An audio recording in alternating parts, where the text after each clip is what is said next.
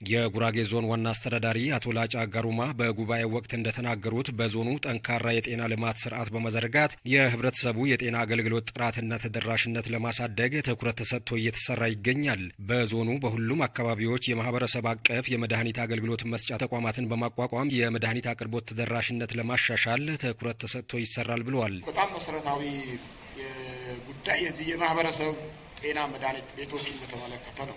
ቢያንስ በ15 መዋቅር አንዳንድ የህብረተሰብ መድኃኒት አቅርቦት ቤቶች ቢያንስ አንድ መኖር አለበት።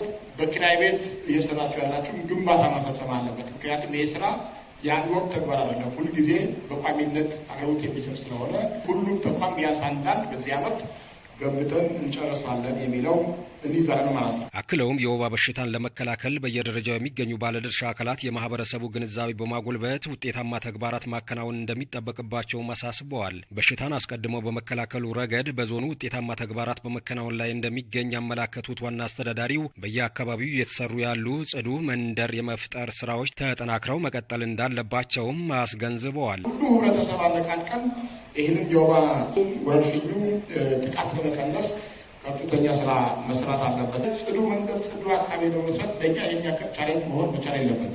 ልክ ጌታ ወረዳ በዚህ በ18 ሁሉም ቀበሌዎቹ ወረዳውን እንዳለ ጽዱና ንጹህ አድርገን ነጭ ባንዲራ እናውለብላ እንዳለ ሁሉም ቦታ መድረግ አለበት።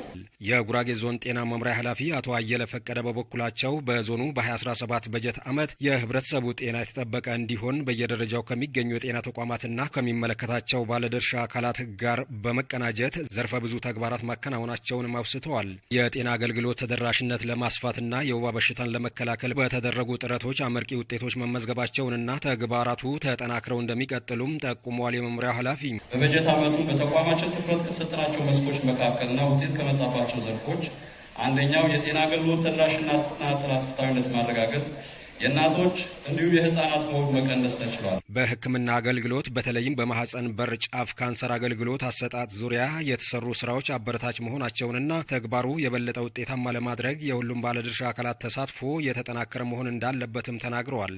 በወባ መከላከልና መቆጣጠር ላይ ማህበረሰባችን ግንዛቤ ማሳደግ፣ የትንኝ ቁጥጥር ስራዎች ማጠናከር፣ የወባ በሽታ ምርመራና ሕክምና አገልግሎት በማሻሻልና የግብአት አቅርቦት በማሻሻል ጉዳት ሳያስከትል በዞናችን መከላከል ተችሏል። የደም አሰባሰብ ስራችን የማህፀን በር ጫፍ ካንሰር ምርመራና ልየታ፣ የጤና ተቋም የመጎበኘት ምጣኔ በእጅጉ እንዲሻሻል ተደርጓል። በ2018 በጀት ዓመት ለማከናወን የታቀዱ የጤና ስራዎች እንደየአካባቢው ተጨባጭ ሁኔታ በመፈጸም የህብረተሰቡ የጤና አገልግሎት ለማሻሻል በቅንጅት መስራት ያሻል ብለዋል አቶ አየለም። የመድረኩ ተሳታፊዎች በሰጡት አስተያየት እንደየአካባቢያቸው ተጨባጭ ሁኔታ መንግስት፣ ህብረተሰቡና ሌሎች የሚመለከታቸው ባለድርሻ አካላት በመቀናጀት ጤናው የተጠበቀ ህብረተሰብ ለመፍጠር ትኩረት ሰጥተው ሲሰሩ መቆየታቸውን አብራርተው በቀጣይም የዞኑን ማህበረሰብ ጤና በማስጠበቅ ጤናማና አምራች ዜጋ ለመፍጠር እንደሚሰሩም ተናግረዋል። የጤና ጣቢያዎች አቅም ከማሳደግ ጋር ሲሪየስ ችግር የነበረባቸው የጅማና የእንጌ ጤና ጣቢያ ግብአት በማፈላለግ ቅድም ከቀረበው ሀብት ውጪ ባለሀብቱን በማሳተፍ የውስጥ ግብአታቸው ማሟላት ስራ ተሰርቷል ማለት ነው። ይሄ አንዱ የተከፈለው ኮሚትመንት እንደሆነ መውሰድ ይቻላል።